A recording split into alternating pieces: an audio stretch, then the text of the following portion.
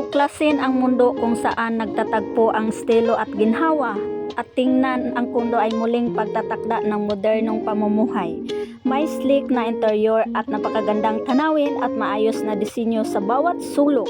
Ang bawat bahagi ng kondo ay sumasalamin sa sofistikasyon, perpekto para sa mga taong pinapahalagahan ang kagandahan at kalidad, mula sa pagre-relax pagkatapos ng abalang araw hanggang sa pagtanggap ng mga kaibigan na chic living space. Ang karangyaan natural lamang dito.